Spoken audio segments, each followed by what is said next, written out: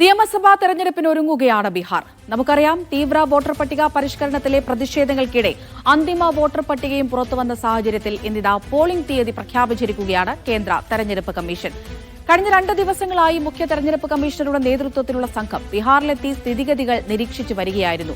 2 ഘട്ടങ്ങളായി തെരഞ്ഞെടുപ്പ് നടത്താനാണ് തീരുമാനം.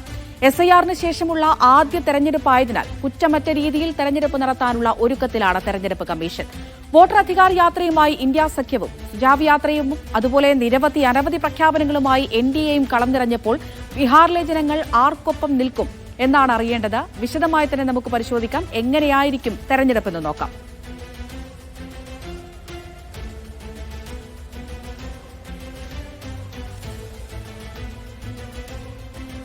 തുടക്കത്തിൽ നമ്മൾ പറഞ്ഞതുപോലെ 2 ഘട്ടങ്ങളിലായാണ് ബീഹാറിൽ തെരഞ്ഞെടുപ്പ് നടക്കാനിരിക്കുന്നത്. ആദ്യഘട്ടം നവംബർ 6-നാണ്. പ്രതിഷേധങ്ങൾക്കും വിവാദങ്ങൾക്കും ഒടുവിൽ ഈ വോട്ടർ പട്ടിക തീവ്ര പരിഷ്കരണം പൂർത്തിയാക്കിയ ശേഷമാണ് ബീഹാറിൽ തെരഞ്ഞെടുപ്പ് തീയതി പ്രഖ്യാപിച്ചത് എന്ന് നമ്മൾ പറഞ്ഞല്ലോ. ആദ്യഘട്ടത്തിൽ 121 മണ്ഡലങ്ങളിലാണ്, അതായത് നവംബർ 6-ന് 121 മണ്ഡലങ്ങളിൽ വോട്ടെടുപ്പ് നടക്കും. 2ാം ഘട്ട തെരഞ്ഞെടുപ്പ് നടക്കുക നവംബർ 11-നാണ്. 2ാം ഘട്ടത്തിൽ 122 മണ്ഡലങ്ങൾ വിധിയെഴുതും. 90,712 പോളിംഗ് സ്റ്റേഷനുകളാണ് സജ്ജമാക്കിയിട്ടുള്ളത് എന്നാണ് മുഖ്യ തെരഞ്ഞെടുപ്പ് കമ്മീഷണർ ഇന്ന് വാർത്താ സമ്മേളനത്തിൽ പറഞ്ഞത്. അതുപോലെ തന്നെ ഒരു ബൂത്തിൽ വോട്ടർമാരുടെ എണ്ണം 1,200-ആയി നിജപ്പെടുത്തിയിട്ടുമുണ്ട്. ഇങ്ങനെ 2 ഘട്ടത്തിന് ശേഷം നവംബർ 14-നായിരിക്കും നമുക്ക് ഫലപ്രഖ്യാപനം അല്ലെങ്കിൽ ഫലം എന്താണ് എന്ന് അറിയാൻ കഴിയുക. ഇനിയിപ്പോൾ നാമനിർദ്ദേശ പത്രിക സമർപ്പിക്കുന്ന കാര്യം, അതുപോലെ തന്നെ അവസാന തീയതി, അതെല്ലാം പരിശോധിക്കേണ്ടതുണ്ട്. നാമനിർദ്ദേശ പത്രിക സ്വീകരിക്കുന്ന തീയതി നോക്കിയാൽ ആദ്യഘട്ടത്തിൽ 10/10/2025, അതായത് ഒക്ടോബർ 10-ാം തീയതി തൊട്ട് നാമനിർദ്ദേശ പത്രിക അത് സ്വീകരിച്ചു തുടങ്ങും. അത് 2ാം ഘട്ടത്തിലേക്ക് വരുമ്പോൾ ഒക്ടോബർ 13-ാം തീയതി മുതൽ നാമനിർദ്ദേശ പത്രിക നൽകി തുടങ്ങാം. ഇനി അവസാന തീയതി എന്നാണ് എന്ന് നോക്കേണ്ടതുണ്ട്. ആദ്യഘട്ടം നവംബർ 6-നാണ് തെരഞ്ഞെടുപ്പ് നടക്കുന്നത്. അതിന്റെ നാമനിർദ്ദേശ പത്രിക സമർപ്പിക്കാനുള്ള അവസാന തീയതി ഒക്ടോബർ 17-ആണ്. 2ാം ഘട്ട തെരഞ്ഞെടുപ്പ് നടക്കുക 11-ാം തീയതിയാണ്. അതിന്റെ നാമനിർദ്ദേശ പത്രിക സമർപ്പിക്കാനുള്ള അവസാന തീയതി 20-ാം തീയതി, ഒക്ടോബർ 20-ാം തീയതിയായിരിക്കും നാമനിർദ്ദേശ പത്രിക നൽകാനുള്ള അവസാന തീയതി. സൂക്ഷ്മ പരിശോധന. നാമനിർദ്ദേശ പത്രികകളുടെ സൂക്ഷ്മ പരിശോധന. ആദ്യഘട്ട വോട്ടെടുപ്പിന്റെ സൂക്ഷ്മ പരിശോധന ഒക്ടോബർ 18-ാം തീയതി നടക്കും. 2ാം ഘട്ട വോട്ടെടുപ്പിന്റെ സൂക്ഷ്മ പരിശോധന 21-ാം തീയതി നടക്കും. നാമനിർദ്ദേശ പത്രിക പിൻവലിക്കാനുള്ള അവസാന തീയതി പരിശോധിക്കുകയാണെങ്കിൽ ആദ്യഘട്ട പോളിംഗിന്റെ നാമനിർദ്ദേശ പത്രിക പിൻവലിക്കാനുള്ള അവസാന തീയതി 20-ാം തീയതിയാണ്. ഒക്ടോബർ 20-ാം തീയതി വരെ നാമനിർദ്ദേശ പത്രിക പിൻവലിക്കാനുള്ള സമയമുണ്ട്. 2ാം ഘട്ട പോളിംഗ് നോക്കുകയാണെങ്കിൽ ഒക്ടോബർ 23-ാം തീയതി വരെ നാമനിർദ്ദേശ പത്രിക പിൻവലിക്കാനുള്ള ഒരു സമയമുണ്ട്. ഇനി നമുക്ക് വിശദമായി തന്നെ പരിശോധിക്കേണ്ടതുണ്ട്. ഈ അന്തിമ വോട്ടർ പട്ടികയിൽ ഏത് രീതിയിലാണ് ആളുകൾ ഉൾപ്പെട്ടിട്ടുള്ളത് എന്ന് പരിശോധിക്കേണ്ടതുണ്ടല്ലോ. വ്യക്തമായി തന്നെ നോക്കാം.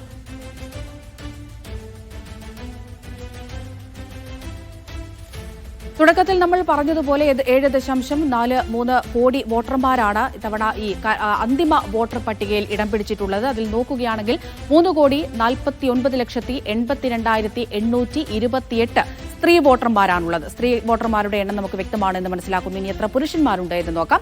3,92,07,604 പുരുഷന്മാരാണ് ഇത്തവണ പോളിംഗ് ബൂത്തുകളിലേക്ക് അല്ലെങ്കിൽ വോട്ടെടുപ്പിനായി തയ്യാറാകുന്നത്. അങ്ങനെ നോക്കുമ്പോൾ ആകെ 7.42 കോടി വോട്ടർമാരുണ്ട്. ഇനി കന്നി വോട്ടർമാർ എത്രയാണ് എന്ന് നോക്കിയാൽ ഇന്നത്തെ പ്രസ് മീറ്റിൽ മുഖ്യ തെരഞ്ഞെടുപ്പ് കമ്മീഷണർ പറഞ്ഞത് 14 ലക്ഷം പുതിയ വോട്ടർമാരെ ഇത്തവണത്തെ പട്ടികയിൽ ഉൾപ്പെടുത്തിയിട്ടുണ്ട് എന്നാണ്. അതിൽ തന്നെ 4 ലക്ഷം പേർ പ്രായമായവരാണ്. അതുപോലെ 1,725 ട്രാൻസ്ജെൻഡേഴ്സും ഇത്തവണ പട്ടികയിൽ ഇടം പിടിച്ചിട്ടുണ്ട്.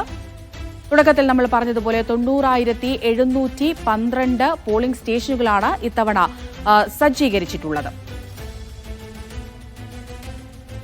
ഓക്കെ, ഈ സൂചിപ്പിച്ചതുപോലെ 7.43 കോടി വോട്ടർമാരാണ് ഇത്തവണ ഉൾപ്പെട്ടിട്ടുള്ളത്. SIR-ന് ശേഷമുള്ള ആദ്യ തെരഞ്ഞെടുപ്പ് ആയതുകൊണ്ട് തന്നെ ചില മാറ്റങ്ങൾ ഉണ്ടാകും എന്നാണ് മുഖ്യ തെരഞ്ഞെടുപ്പ് കമ്മീഷണർ പറയുന്നത്. അദ്ദേഹത്തിന്റെ വാക്കുകൾ കേൾക്കാം.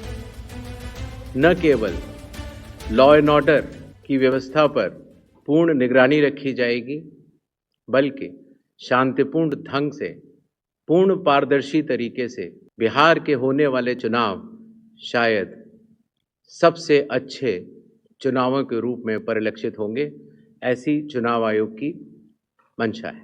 इस बार चुनाव आयोग ने मतदाताओं की सहूलियत के लिए उनकी सुविधा के लिए हर मतदान केंद्र पर 1200 से ज़्यादा मतदाता न हो ऐसा लक्ष्य रखा है। वुमेन मैनेज्ड 1044 और मॉडल पुलिस स्टेशन लगभग 1350। हर पोलिंग स्टेशन पर वेबकास्टिंग की व्यवस्था होगी, जिससे चुनावी प्रक्रिया के ऊपर वरिष्ठ अधिकारियों का पूरा निगरानी किया जा सके। हर मतदान केंद्र पर एश्योर्ड मिनिमम फैसिलिटीज प्रदान की जाएंगी, जिसमें कि पोल वॉलंटियर्स होंगे, हेल्प डेस्क होंगी, रैंप होगा, टॉयलेट्स होंगे, ड्रिंकिंग वाटर, साइनेजेस, लाइट की सही व्यवस्था और वोटर फैसिलिटेशन सेंटर। बिहार के पूरी चुनाव का तंत्र है, उसके साथ मिलकर बिहार के इन चुनावों में 17 नए इनिशिएटिव्स लिए जा रहे हैं, जो कि बिहार से शुरू होकर पूरे देश में लागू होंगे। चुनाव आयोग ने इसके ऊपर एक एक इनिशिएटिव के ऊपर काफ़ी चर्चा और इनकी प्रायोगिकता को देखते हुए ये कदम उठाया है और एक ऐतिहासिक कदम इसको माना जाएगा। വിവരങ്ങൾ നൽകാനായി സജു തോമസ് ഡൽഹിയിൽ നിന്ന് ചേരുന്നുണ്ട്. സജു, നമ്മൾ ഈ സൂചിപ്പിച്ചതുപോലെ SIR ശേഷമുള്ള ആദ്യ തെരഞ്ഞെടുപ്പാണ്. അത് ഏത് രീതിയിൽ നടത്താനാണ് ഇപ്പോൾ തെരഞ്ഞെടുപ്പ് കമ്മീഷൻ ഉദ്ദേശിച്ചിരിക്കുന്നത്? ഒപ്പം തന്നെ നമുക്കറിയാം, ഈ ബീഹാർ വോട്ടർ അധികാർ യാത്രയുമായി കോൺഗ്രസ് വലിയ ആത്മവിശ്വാസത്തിലാണ്. അതുപോലെ കഴിഞ്ഞ ദിവസം നോക്കിയാൽ BJPയുടെ സുജാവ് യാത്രയുണ്ടായിരുന്നു. വമ്പൻ പ്രഖ്യാപനങ്ങൾ BJP മുന്നോട്ട് വയ്ക്കുന്ന കാഴ്ചകളുണ്ട്. അപ്പോൾ ഏത് രീതിയിലായിരിക്കും അവിടുത്തെ ജനങ്ങൾ പ്രതികരിക്കുന്നത്? വോട്ടർ പട്ടികയിലെ തീവ്ര പരിഷ്കരണത്തിന് ശേഷം രാജ്യത്ത് നടക്കാൻ പോകുന്ന ആദ്യത്തെ തെരഞ്ഞെടുപ്പാണ് ബീഹാർ വോട്ടെടുപ്പ്. ബീഹാറിലെ വോട്ടെടുപ്പിന് മുന്നോടിയായി മുഖ്യ തെരഞ്ഞെടുപ്പ് കമ്മീഷണറും സംഘവും 2 ദിവസത്തെ സന്ദർശനത്തിനായി ബീഹാറിൽ പോവുകയും ബീഹാറിലെ രാഷ്ട്രീയ പാർട്ടികളുമായിട്ടും ബീഹാറിലെ നിയമ സംവിധാനത്തിലെ ഉദ്യോഗസ്ഥരുമായിട്ടൊക്കെ ചർച്ച നടത്തി ഇന്ന് ആഭ്യന്തര മന്ത്രാലയത്തിന് റിപ്പോർട്ട് നൽകിയതിന് പിന്നാലെയാണ് ഇപ്പോൾ വോട്ടെടുപ്പ് 2 ഘട്ടമായി നടത്താൻ വേണ്ടിയുള്ള പ്രഖ്യാപനം വന്നിരിക്കുന്നത്. ഇന്ന് വാർത്താ സമ്മേളനം വിളിച്ച് അത് ഇന്നിപ്പോൾ പ്രഖ്യാപിച്ചിരിക്കുന്നത്. എന്തായാലും ബീഹാറിലെ SIRന് പിന്നാലെ വലിയ വിവാദങ്ങളും പ്രതിഷേധങ്ങളും പ്രക്ഷോഭങ്ങളും ഒക്കെ നിലനിന്ന സാഹചര്യത്തിൽ 47 ലക്ഷം പേരെയാണ് വോട്ടർ പട്ടികയിൽ നിന്നും വെട്ടിമാറ്റിയിരിക്കുന്നത്. 7,89,00,000 ലക്ഷമുണ്ടായിരുന്ന ബീഹാർ വോട്ടർ പട്ടിക 2020 കണക്കിൽ 7,89,00,000 ഉണ്ടായിരുന്ന വോട്ടർ പട്ടികയിൽ നിന്നും 47 ലക്ഷം വരെ വെട്ടിമാറ്റി ഇപ്പോൾ 7,42,00,000 ആയിരിക്കുകയാണ്. പ്രധാനമായിട്ടും ബീഹാറിലെ രാഷ്ട്രീയ പാർട്ടികൾ ഉയർത്തുന്നത് കരുതിക്കൂട്ടിയുള്ള തെരഞ്ഞെടുപ്പ് കമ്മീഷന്റെ നടപടിയാണ്. BJPക്ക് വേണ്ടി അല്ലെങ്കിൽ NDAക്ക് വേണ്ടിയാണ് ഇത്തരത്തിൽ ഒരു വിഭാഗത്തെ വോട്ടർ പട്ടികയിൽ നിന്നും വെട്ടിമാറ്റിയെന്നുള്ള പ്രധാനപ്പെട്ട ആക്ഷേപമാണ് ഇപ്പോൾ നിലനിൽക്കുന്നത്. പക്ഷേ തെരഞ്ഞെടുപ്പ് കമ്മീഷൻ അതിപ്പോൾ മുകളിലേക്ക് എടുക്കുന്നില്ല. വലിയ മാറ്റങ്ങളാണ് തെരഞ്ഞെടുപ്പ് കമ്മീഷൻ ഈ വോട്ടെടുപ്പിൽ കൊണ്ടുവന്നിരിക്കുന്നത്. പ്രത്യേകിച്ച് 1200 വോട്ടർമാർ മാത്രമായിരിക്കും ഒരു പോളിംഗ് ബൂത്തിൽ ഇനി മുതൽ ഉണ്ടാവുക. അതോടൊപ്പം തന്നെ എല്ലാ പോളിംഗ് ബൂത്തുകളിലും വെബ്കാസ്റ്റിംഗ് സംവിധാനം അത് പൂർണ്ണ തോതിൽ നടപ്പാക്കാൻ വേണ്ടിയുള്ള നടപടികൾ ബീഹാർ വോട്ടെടുപ്പ് മുതൽ ആരംഭിച്ചിരിക്കുകയാണ്. അതോടൊപ്പം തന്നെ മറ്റു ചില പ്രധാനപ്പെട്ട സംവിധാനങ്ങൾ, പ്രത്യേകിച്ച് വോട്ടർ പട്ടികയിലടക്കം മാറ്റങ്ങൾ വരുത്തിയ സാഹചര്യത്തിൽ ഇലക്ഷൻ കമ്മീഷന്റെ EVM മെഷീനുകൾ കളർ ഫോട്ടോ, സ്ഥാനാർത്ഥികളുടെ കളർ ഫോട്ടോ പ്രിന്റ് ചെയ്യാൻ വേണ്ടിയുള്ള നടപടികളും കമ്മീഷന്റെ ഭാഗത്തുനിന്നും ആരംഭിച്ചിരിക്കുകയാണ്. പക്ഷേ ഇന്നിപ്പോൾ പ്രധാനപ്പെട്ട ഒരു ചോദ്യം മുഖ്യ തെരഞ്ഞെടുപ്പ് കമ്മീഷണറോട് ഇന്നിപ്പോൾ ഉണ്ടായത്, വെബ്കാസ്റ്റിംഗ് സംവിധാനം ഏർപ്പെടുത്തുന്നതോടൊപ്പം തന്നെ ഏതെങ്കിലും പ്രതിപക്ഷ പാർട്ടികൾ വെബ്കാസ്റ്റിംഗ് അല്ലെങ്കിൽ ഇതിന്റെ റെക്കോർഡ്സ് ചോദിക്കുകയാണെങ്കിൽ അത് നൽകാൻ എന്തെങ്കിലും കാലതാമസം ഉണ്ടാകുമോ, അല്ലെങ്കിൽ അത് നൽകാൻ തയ്യാറാണോ എന്നുള്ള പ്രധാനപ്പെട്ട ചോദ്യത്തോട് അത് വോട്ടർമാരുടെ സ്വകാര്യതയെ ബാധിക്കുന്ന കാര്യമായതിനാൽ കൈമാറാനാകില്ല എന്നാണ് ഇപ്പോൾ മുഖ്യ തെരഞ്ഞെടുപ്പ് കമ്മീഷൻ ഇന്ന് വ്യക്തമാക്കിയിരിക്കുന്നത്. സ്വാഭാവികമായിട്ടും കോടതി ഉത്തരവുണ്ടെങ്കിൽ മാത്രമാണ് അത്തരത്തിൽ വെബ്കാസ്റ്റിംഗുമായിട്ട് ബന്ധപ്പെട്ടുള്ള എന്തെങ്കിലും ഒരു പരാതി വരുവാണെങ്കിൽ അതിന്റെ റെക്കോർഡ്സ് നൽകാനാകൂ എന്നാണ് ഇപ്പോൾ അദ്ദേഹം അടിവരയിട്ട് പറഞ്ഞിരിക്കുന്നത്. സ്വാഭാവികമായിട്ടും വലിയ പ്രതിഷേധങ്ങൾ ഇതിനു മുൻപ് രാഹുൽ ഗാന്ധി അടക്കമുള്ള നേതാക്കൾ ഉയർത്തിയിരുന്നു. പ്രത്യേകിച്ച് വോട്ടർ പട്ടികയിലെ തീവ്ര പരിഷ്കരണത്തിന് മുന്നോടിയായിട്ട് പല സംസ്ഥാനങ്ങളിൽ നടന്ന ലോക്സഭാ തെരഞ്ഞെടുപ്പിലും നിയമസഭാ തെരഞ്ഞെടുപ്പിലും അധിക വോട്ടുകൾ BJPയും അതോടൊപ്പം തന്നെ NDA മുന്നണിയും സ്വന്തമാക്കിയത് കള്ള വോട്ടുകളിലൂടെയാണെന്നുള്ള പ്രധാനപ്പെട്ട ഒരു ആക്ഷേപമായിരുന്നു രാഹുൽ ഗാന്ധി ഉയർത്തിയത്. അതിന്റെ പശ്ചാത്തലത്തിലായിരുന്നു ബീഹാറിലെ വോട്ടർ അധികാര യാത്രയൊക്കെയും നടത്തിയത്. പ്രത്യേകിച്ച് അതൊക്കെയും ബീഹാറിലെ ജനങ്ങൾ മുഖവിലേക്ക് എടുത്തു എന്നാണ് കോൺഗ്രസ് നേതൃത്വത്തിന്റെ വിലയിരുത്തൽ. അതെന്തായാലും ഈ വോട്ടിംഗിൽ എന്തായാലും മാറ്റമുണ്ടാകും എന്നുള്ള പ്രതീക്ഷയിലാണ് ഇപ്പോൾ. അതിന് പിന്നാലെ RJD അധ്യക്ഷൻ അദ്ദേഹത്തിന്റെ ഭാഗത്തു നിന്നും ബീഹാർ അധികാര യാത്ര ഉണ്ടായിരിക്കുന്നത്. തേജസ്വി യാദവ് വ്യക്തമാക്കുന്നത് ഇത്തരത്തിലുള്ള ഈ പ്രതിഷേധങ്ങളും പ്രക്ഷോഭങ്ങളും ഒക്കെ നിലനിൽക്കുമ്പോഴും എസ് പിയുടെ ഭാഗത്തുനിന്നും ചില നീക്കങ്ങൾ ഉണ്ടായിട്ടുണ്ട്. പ്രത്യേകിച്ച് എസ് പി അടങ്ങുന്ന RJD SP അതോടൊപ്പം തന്നെ മറ്റു ചില രാഷ്ട്രീയ പാർട്ടികളും വലിയ രീതിയിൽ തന്നെ ഈ തെരഞ്ഞെടുപ്പിനെ നോക്കുകയാണ്. പ്രത്യേകിച്ച് ബീഹാർ എന്ന് പറഞ്ഞാൽ ഇന്ത്യയുടെ ഒരു പരിച്ഛേദമാണ്. ബീഹാറിൽ ആകെ 243 സീറ്റുകളാണുള്ളത്. 122 അവിടുത്തെ മാജിക് നമ്പർ. കേവല ഭൂരിപക്ഷം കടക്കുന്നതിന് 122 സീറ്റുകളാണ് വേണ്ടത്. അത് സ്വന്തമാക്കാൻ വേണ്ടിയുള്ള നെട്ടോട്ടത്തിലാണ് രാഷ്ട്രീയ പാർട്ടികളെല്ലാം. 2020 നടന്ന തെരഞ്ഞെടുപ്പിൽ ഏറ്റവും വലിയ ഒറ്റകക്ഷി RJD ആയിരുന്നു. എന്തായാലും ആ ഒറ്റകക്ഷിയായിരുന്ന RJDയെ പിന്തള്ളിക്കൊണ്ടാണ് BJP പിന്നീട് അധികാരം പിടിക്കുകയും BJP ഏറ്റവും വലിയ ഒറ്റകക്ഷിയായി മാറുകയും ചെയ്തത്. 144 സീറ്റുകളിൽ 140 സീറ്റുകളിലായിരുന്നു RJD മത്സരിച്ചത്. അതിൽ 74 സീറ്റുകളാണ് അവർക്ക് വിജയം നേടാനായത്. പക്ഷേ കോൺഗ്രസ് 70 സീറ്റുകളിൽ മത്സരിച്ചപ്പോൾ 19 സീറ്റുകൾ മാത്രമാണ് കോൺഗ്രസിന് വിജയിക്കാനായത്. എന്തായാലും സീറ്റ് വിഭജന ചർച്ചകളൊക്കെ അവസാന ഘട്ടത്തിലാണ്. എന്നിപ്പോൾ KC വേണുഗോപാലും വ്യക്തമാക്കിയത് ബീഹാറിലെ സീറ്റ് വിഭജന ചർച്ചകൾ അന്തിമഘട്ടത്തിലാണ്. മുഖ്യമന്ത്രി സ്ഥാനാർത്ഥിയായി ആരെ ഉയർത്തിക്കാട്ടുമെന്നുള്ള ചോദ്യത്തിന് അത് കൃത്യസമയത്ത് മുഖ്യമന്ത്രി സ്ഥാനാർത്ഥി ആരെന്നുള്ള പേര് എന്തായാലും ഒടുവിൽ വരുമെന്നാണ് അദ്ദേഹം ഇപ്പോൾ വ്യക്തമാക്കിയിരിക്കുന്നത്. സ്വാഭാവികമായിട്ടും ബീഹാറിനെ സംബന്ധിച്ചിടത്തോളം ഇന്ത്യ മുന്നണിയുടെയും പ്രത്യേകിച്ച് ബീഹാറിലെ മഹാസഖ്യത്തിന്റെ ഏറ്റവും വലിയ ഒരു ആയുധമാണ് ബീഹാർ പിടിക്കുക എന്നുള്ളത്. ബീഹാർ പിടിക്കുകയാണെങ്കിൽ രാഹുൽ ഗാന്ധി മുന്നോട്ട് വെച്ച വോട്ടർ അധികാര യാത്രയും അതോടൊപ്പം തന്നെ SIR-നെതിരായിട്ടുള്ള പ്രക്ഷോഭവും കള്ളവോട്ട് അടക്കമുള്ള കാര്യങ്ങൾ ഇന്ത്യയിലെ ജനങ്ങൾക്കിടയിൽ ചർച്ചയായി എന്നുള്ളതിന് ഏറ്റവും വലിയ ഉദാഹരണമാണ് ബീഹാറിൽ BJPയുടെ പക്കൽ നിന്നും ബീഹാർ മഹാസഖ്യം പിടിച്ചെടുക്കുക എന്നുള്ളത്. അതിന് കൃത്യമായിട്ടുള്ള പോംവഴികളും അതിന് കൃത്യമായിട്ടുള്ള നടപടികളും NDA സർക്കാരിനെതിരായിട്ടുള്ള വലിയ ആരോപണങ്ങളും അഴിമതി ആരോപണം അടക്കമുള്ളവ കോൺഗ്രസ് അടക്കമുള്ള പ്രതിപക്ഷ പാർട്ടികൾ ഉന്നയിച്ചു കഴിഞ്ഞിട്ടുണ്ട്. എന്തായാലും സീറ്റ് വിഭജന ചർച്ചകൾ അവസാന ഘട്ടത്തിലാണ്. ബീഹാർ പിടിക്കാനാകുമെന്നുള്ള ആത്മവിശ്വാസമാണ് ഇപ്പോൾ മഹാസഖ്യത്തിനുള്ളത്. ബീഹാറിലെ സീറ്റ് വിഭജന ചർച്ചകൾക്ക് പിന്നാലെ മറ്റു ചില രാഷ്ട്രീയ കക്ഷികളും കൂടി ഒപ്പം കൂട്ടാൻ വേണ്ടിയുള്ള നടപടികൾ ഇപ്പോൾ ഇന്ത്യ സഖ്യത്തിന്റെ ഭാഗത്തു നിന്ന് ആരംഭിച്ചിട്ടുണ്ട്.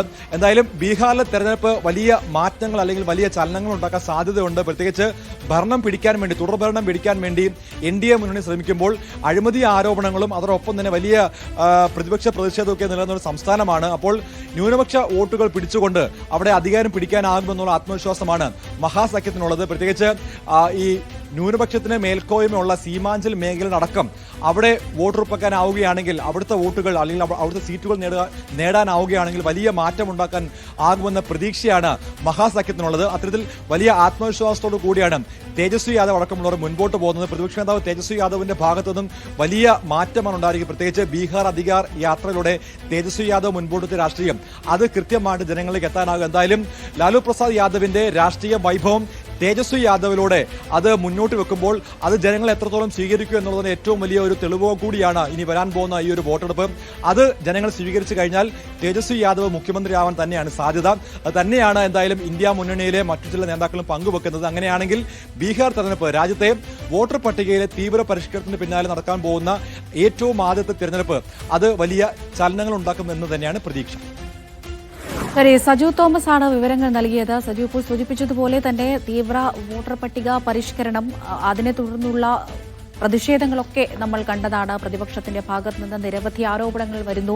അതുപോലെ തന്നെ പ്രതിഷേധങ്ങൾ രാജ്യമെമ്പാടും ഉണ്ടാകുന്നു. അപ്പോൾ ആ ഒരു പ്രതിഷേധങ്ങൾക്കൊക്കെ ഇടയിലാണ് ഏറ്റവും ഒടുവിൽ അന്തിമ വോട്ടർ പട്ടികയൊക്കെ പ്രഖ്യാപിച്ചതിന് ശേഷം ഇപ്പോൾ ഇതാ ബീഹാർ തെരഞ്ഞെടുപ്പിലേക്ക് പോളിംഗ് ബൂത്തിലേക്ക് നീങ്ങാനിരിക്കുന്നത്. പക്ഷേ അപ്പോഴും ഈ സൂചിപ്പിച്ചതുപോലെ പലതരത്തിലുള്ള ആരോപണങ്ങൾ ഒരു ഭാഗത്ത് ഇപ്പോഴും നിൽക്കുന്നുണ്ട്. കാരണം കഴിഞ്ഞ കുറച്ച് ദിവസങ്ങൾക്ക് മുമ്പാണ് റിപ്പോർട്ടേഴ്സ് കളക്റ്റീവിന്റെ ഒരു റിപ്പോർട്ടൊക്കെ പുറത്തു വന്നിട്ടുണ്ടായിരുന്നത്. ഢാക്ക മണ്ഡലത്തിൽ മാത്രം 80,000-ലധികം വോട്ടുകൾ നീക്കാനായി BJPയുടെ ലെറ്റർ പാഡിൽ കത്ത് ലഭിച്ചിട്ടുണ്ട് എന്നുള്ള ഞെട്ടിക്കുന്ന വിവരങ്ങളാണ് പുറത്തു വന്നിട്ടുണ്ടായിരുന്നത്. ആ 80,000 നോക്കുകയാണെങ്കിൽ തന്നെ അത് മുസ്ലിങ്ങളുടെ വോട്ടുകളാണ് ആ ഒരു മണ്ഡലത്തിൽ നിന്ന് ഒഴിവാക്കാനായി ആവശ്യപ്പെട്ടിരിക്കുന്നത്. അത്തരത്തിലുള്ള നിരവധി ആരോപണങ്ങൾ അതുപോലെ തന്നെ കാര്യങ്ങളൊക്കെ ഒരു വശത്ത് കിടക്കുന്നുണ്ട്. അതിനിടയിലാണ് തെരഞ്ഞെടുപ്പിനായി ബീഹാർ ഒരുങ്ങുന്നത് എന്നുള്ളതാണ് ഏറ്റവും പ്രധാനപ്പെട്ട ഒരു കാര്യം. എത്ര തന്നെ തെരഞ്ഞെടുപ്പ് കമ്മീഷൻ മറുപടി നൽകാത്തതുകൊണ്ട് തന്നെ ഇതൊക്കെ ശരിയാണ് എന്ന് പൊതുജനങ്ങൾ വിശ്വസിക്കേണ്ട ഒരു സാഹചര്യം തന്നെയാണ്. കാരണം ഇതിനൊരു കൃത്യമായൊരു മറുപടി ഒന്നും തന്നെ തെരഞ്ഞെടുപ്പ് കമ്മീഷന്റെ ഭാഗത്ത് നിന്ന് വന്നിട്ടില്ല. അതുകൊണ്ട് തന്നെ ഈ ഒരു തെരഞ്ഞെടുപ്പ് അത് എത്രത്തോളം തെരഞ്ഞെടുപ്പ് കമ്മീഷൻ പറയുന്നത് പോലെ കുറ്റമറ്റതാക്കാൻ കഴിയുമോ എന്ന് തന്നെയാണ് നോക്കുന്നത്. മറ്റൊരു കാര്യം നമുക്കറിയാം, രാഹുൽ ഗാന്ധിയുടെ നേതൃത്വത്തിലുള്ള ഒരു വലിയ യാത്ര, വോട്ടർ അധികാർ യാത്ര അവിടെ നടന്നിട്ടുണ്ടായിരുന്നു. അതിനുള്ള ജനപങ്കാളിത്തം നമ്മൾ കണ്ടത് തന്നെയാണ്. നിരവധി ആളുകൾ തേജസ്വി യാദവിനും രാഹുൽ ഗാന്ധിക്കും ഒപ്പം നിലകൊള്ളുന്ന അല്ലെങ്കിൽ യാത്രയിൽ പങ്കെടുക്കുന്ന കാഴ്ചകൾ നമ്മൾ കണ്ടിട്ടുണ്ടായിരുന്നു. അത് വലിയൊരു ആത്മവിശ്വാസം കോൺഗ്രസിനും ഇന്ത്യ സഖ്യത്തിനും നൽകുന്നുണ്ട്. തങ്ങൾ മുന്നോട്ട് വെച്ച ആരോപണങ്ങൾ, വോട്ട് ക്രമക്കേട്, വോട്ട് ചോരി എന്ന് പറയുന്ന കാര്യത്തിൽ ജനങ്ങൾക്ക് ബോധ്യമായിട്ടുണ്ട് എന്നുള്ളൊരു ആത്മവിശ്വാസം കോൺഗ്രസിന്റെ ഭാഗത്തു നിന്നുണ്ട്. പക്ഷേ BJPയെ നോക്കുകയാണെങ്കിൽ, NDA സഖ്യത്തെ നോക്കുകയാണെങ്കിൽ, കഴിഞ്ഞ ദിവസം ബീഹാറിൽ സുജാവ് യാത്രയൊക്കെ ഉണ്ടായിരുന്നു. വോട്ടർ അധികാർ യാത്രയ്ക്ക് പകരമായി നടത്തിയതെന്നൊക്കെ നമുക്ക് പറയാമെങ്കിലും സുജാവ് യാത്രയുമായി അവർ മുന്നോട്ട് പോകുന്നുണ്ടായിരുന്നു. അതുപോലെ തന്നെ നിരവധി അനവധി വാഗ്ദാനങ്ങൾ തെരഞ്ഞെടുപ്പുമായി ബന്ധപ്പെട്ട് എപ്പോഴും നമ്മൾ കാണുന്നത് പോലെ, എല്ലാ സംസ്ഥാനങ്ങളും നമ്മൾ കാണുന്നത് പോലെ BJPയുടെ ഭാഗത്ത് നിന്ന് നിരവധി പ്രഖ്യാപനങ്ങൾ ഈ തെരഞ്ഞെടുപ്പുമായി ബന്ധപ്പെട്ടും ബീഹാറിൽ ഉയർന്നു വന്നിട്ടുണ്ട്. അപ്പോൾ ജനങ്ങൾ ആരുടെ ഭാഗത്തായിരിക്കുമെന്ന് തന്നെയാണ് കണ്ടറിയേണ്ടത്. കോൺഗ്രസ് പ്രതീക്ഷിക്കുന്നത് പോലെ ഭരണവിരുദ്ധ വികാരമൊക്കെ വോട്ടാകുമോ എന്നറിയേണ്ടതുണ്ട്. അതല്ലെങ്കിൽ ഇതൊക്കെ വെറും ആരോപണങ്ങളാണ്, എല്ലാ സമയത്തും പ്രതിപക്ഷത്തിന്റെ ഭാഗത്തു നിന്നുള്ള ആരോപണങ്ങൾ മാത്രമാണ് ഇത് എന്ന് പറഞ്ഞുകൊണ്ട് BJP മുന്നോട്ട് പോകുമ്പോൾ ജനങ്ങൾ BJPക്കൊപ്പം നിലകൊള്ളുമോ എന്നറിയേണ്ടതുണ്ട്. ഏതായാലും നമുക്ക്